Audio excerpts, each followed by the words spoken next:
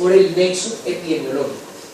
Entonces, si hay un adulto con un beta positivo y hay niños, hay que arrancar a darle una vez tratamiento a todos esos niños. Ser menor de 5 años, ya de entrada es grave, ¿sí? Por todas esas formas severas y diseminadas. VIH, ¿sí? Si el niño tiene VIH, pues empezó mal.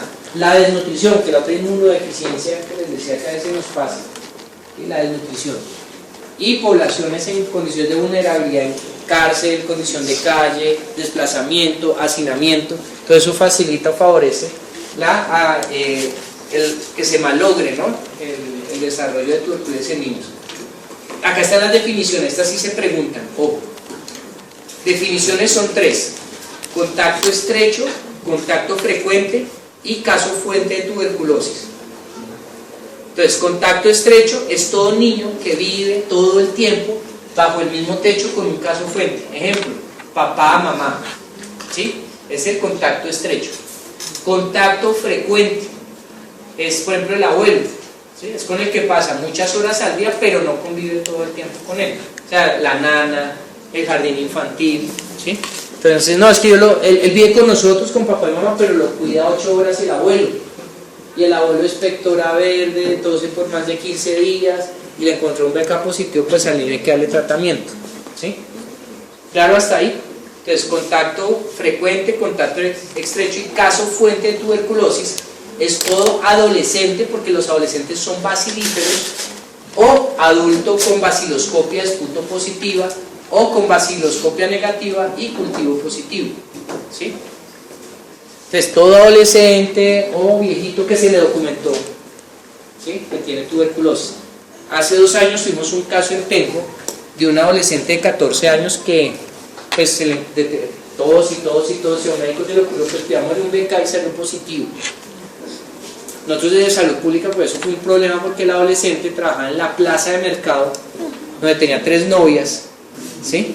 Entonces, a las 3 novias tocaba localizarlas y darles isoniazida, ¿sí? Que es el tratamiento profiláctico, más los 2 hermanitos menores de 5 años. Esto es lo más importante, esto también es pregunta, este cuadro. ¿Cómo se diagnostica, ¿sí? La tuberculosis en niños? Confirmación bacteriológica, ¿sí? Es el primero. Historia clínica de síntomas consistentes con tuberculosis y que estos síntomas estén bien definidos. El tercero, que es como uno generalmente diagnostica tuberculosis, es porque hay exposición a un caso fuente, llámese adolescente, adulto, el que sea, ¿sí? Radiografía de tórax, pues está el criterio radiológico. La prueba tuberculina, ¿ustedes saben cómo es la prueba tuberculina? ¿Sí? ¿Cómo es la prueba tuberculina? Que se aplica aquí en el antebrazo y a los cuantos días se lee. No, toca esperar 48 a 72 horas para que haga la pápula. Y de acuerdo a si es mayor de 10 milímetros o 5 milímetros con ciertos factores característicos, se consideraría positivo, ¿sí? Ahorita vamos a ver eso, ¿sí? Pero es importante. ¿Por qué les digo eso? Porque alguna vez se pidió por parte de un colega en uno de los municipios la prueba de tuberculina, pues no le explicó a la mamá que tenía que volver a los 2 o 3 días máximo. Y la mamá volvió la semana que le leyeran eso, pues no, ya no sirve. ¿Cuánto tiempo toca esperar para volver a hacer otra prueba tuberculina? 1 mes. Entonces se perdió ese tiempo, ¿sí? Entonces está el criterio tuberculínico de la prueba de PPD o de Mantoux y estudios específicos de casos de tuberculosis pulmonar y extrapulmonar. Prueba tuberculina, que se aplica mediante el test de Mantoux, que es la aplicación intradérmica, y la medición de la induración se hace a las 48 máximo 72 horas. Una tuberculina positiva indica que la persona ha sido infectada con el micobacterio, pero no necesariamente indica actividad de la enfermedad. ¿Qué significa eso? Ahí está lo que viene, o la diferencia entre profilaxis tuberculosa y tratamiento tuberculoso.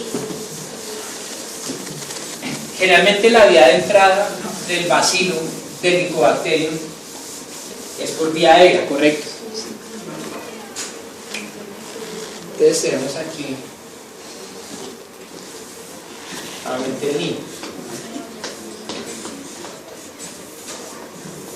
Entonces viene el bacilo que mide 5 micras, lo inhala, ¿a dónde llega? ¿A qué áreas del pulmón? Las mejor ventiladas. ¿Cuáles son? Arriba, ¿cierto? Ahí donde forman las cavernas y todo eso. Este niño, por ejemplo, puede tener prueba de Mantoux positivo. El abuelo tiene tuberculosis, el niño no tiene ganglio, no ha perdido peso, come bien, no ha tenido fiebre, ¿sí? Pero ya sabemos que ha sido infectado. Está infectado, más no ha desarrollado la infección. ¿Qué es lo primero que empieza a suceder? Aquí empiezan a colonizarse las zonas apicales con micobacterium. Como no tiene enfermedad, nosotros damos profilaxis. ¿Con qué se da profilaxis?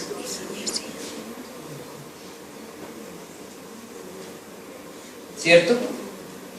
Porque la isoniazida va a actuar contra estas formas que están activas. Estas formas están activas. Están empezando a generar el inóculo. Recordemos que la infección por tuberculosis no se ha activado, es crónica. Puede demorar de 6 meses hasta 1 o 2 años en activarse. En los niños obviamente es más rápido, ¿sí? Y no es la pulmonar sino miliar, se disemina hematógena o linfáticamente y da meningitis, miliar, renal, ósea, etc. ¿Sí? Claro hasta ahí. Entonces ahí tenemos, y ahí en ese momento la isoniazida es muy efectiva para esterilizar ese pulmón, correcto, antes de que se manifieste la enfermedad. Por eso es tan importante la prueba de Mantoux, de tuberculina, y el nexo epidemiológico antes de que el niño manifieste la enfermedad. Se considera PPD positiva en pacientes de alto riesgo con una induración mayor a 5 milímetros si ese niño ha estado en contacto con casos de tuberculosis, niño en contacto con adultos sospechosos de tuberculosis, niño con evidencia de enfermedad tuberculosa ya con 5 milímetros o más, es positivo, niños inmunosuprimidos, trasplantados, desnutridos, con VIH, niños que tenían un Mantoux previo negativo y ahora está positivo, y bueno, los niños gravemente desnutridos, como les decía, ¿sí? Y para los niños que no reúnen ninguna de las condiciones, con induración mayor o igual a 10 milímetros sería positivo. Entonces tomen la foto que esto es de tuberculosis, entonces tomen ahí la fotito. Ay, no, yo les digo tomen la fotito, pero en realidad sepan que hay mayor de 5 milímetros para ciertos casos y mayor de 10 para otros. Básico, pues uno tiene que evaluar eso. Bueno, entonces ya sabemos, criterios de ingreso, entra, tipos de sala era entra, en pregunta, esta,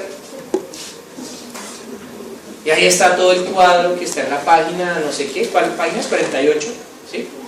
Del libro 6, sí, ahí está. Entonces, en todos los casos, a la mamá pregúntele si ha tenido tos, qué signos de peligro, si ha tenido tos, si ha tenido diarrea, si ha tenido fiebre, si ha estado en zona endémica de malaria, dengue, zika, chikungunya, si ha tenido problema de oído, problema de garganta. Después vienen los de verificación, verifique si tiene anemia, si tiene desnutrición, salud oral, adecuado neurodesarrollo, y pregunte en los casos, ¿sí?, sobre síntomas sugestivos de tuberculosis. Fíjense que la YEPI es una lista de chequeo. Ha estado el niño en contacto con niño enfermo con persona enferma con tuberculosis, ha presentado tos persistente por más de 21 días, ha tenido fiebre por más de 14 días, ha tenido pérdida o no ganancia de peso en los últimos 3 meses, tiene adenopatía cervical o de cualquier parte mayor de 2 por 2 centímetros por más de 4 semanas, y hay pacientes que los cosas, entonces que vengo porque el niño tiene un ganglio desde hace más de 2 meses, pues pilas ahí, ¿sí? Claro, hasta ahí, la IEPI es fácil en ese aspecto.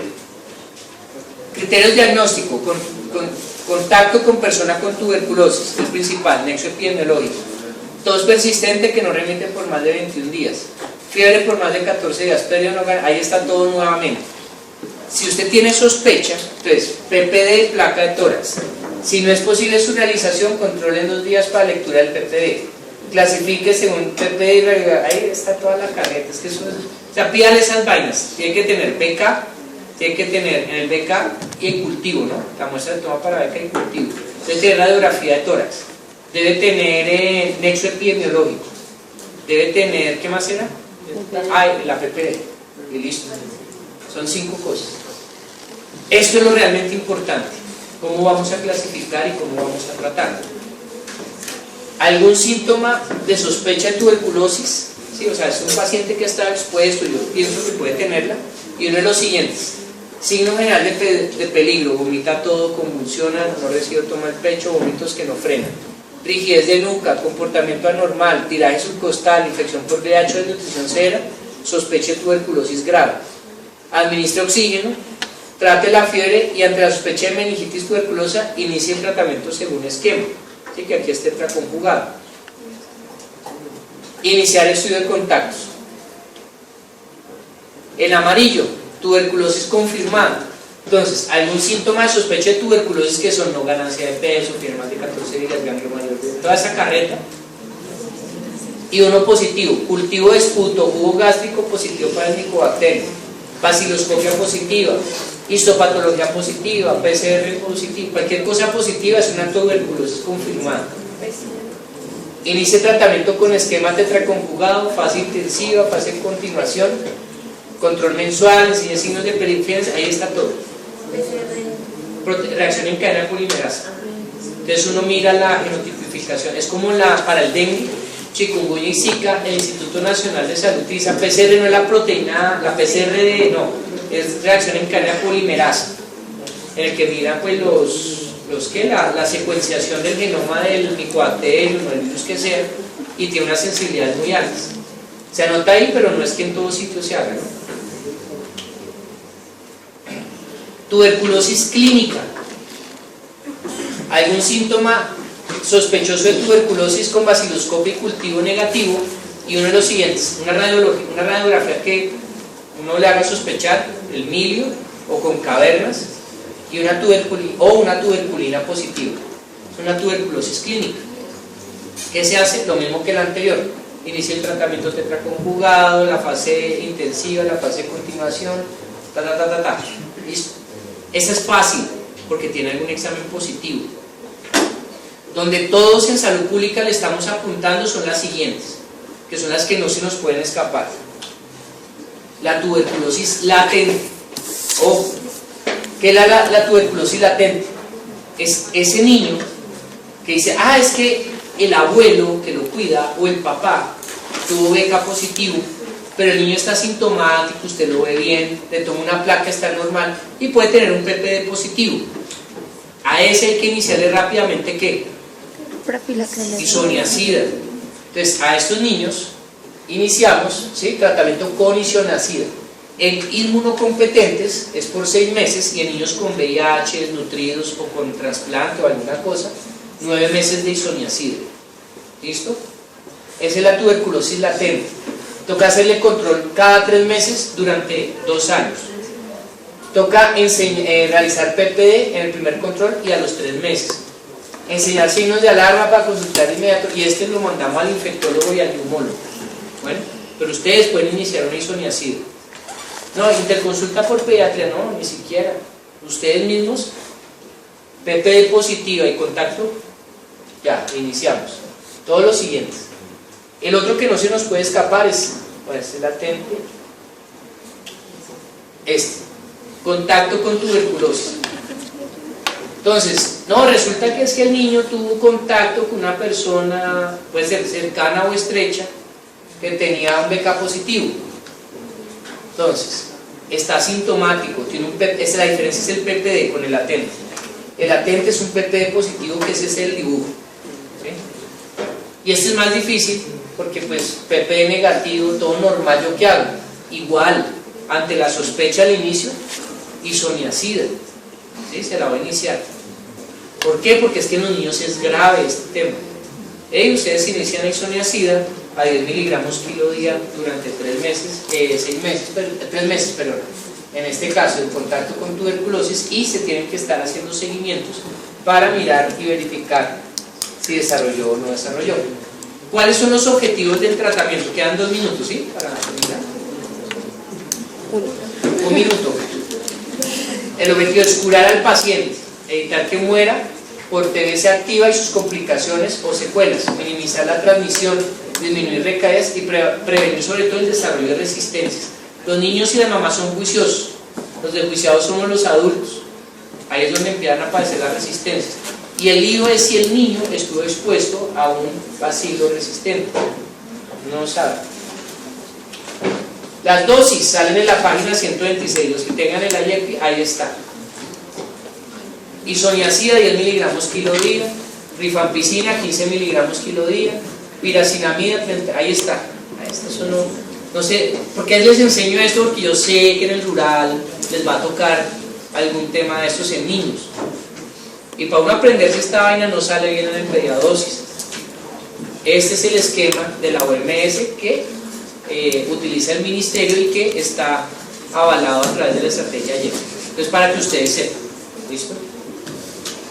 Y la isoniazida, ¿sí? Ahí les dice, para la tuberculosis del niño latente inmunocompetente 6 meses, para el que no 9 meses, ¿sí? Y para el que fue contacto solo 3 meses.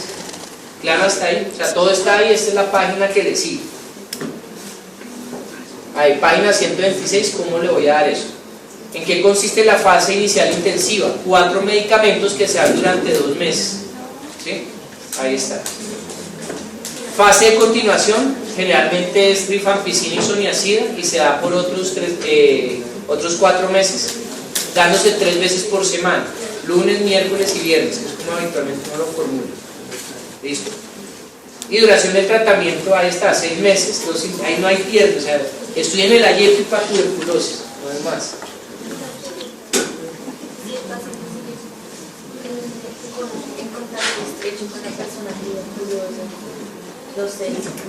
Mira, esa es una muy buena pregunta. Bueno, ya el niño tiene tratamiento, pero es que y si sigue en contacto, generalmente para eso se diligencia a través del CIVIGILA. ¿Sí? ¿Dónde está el instituto? Acá.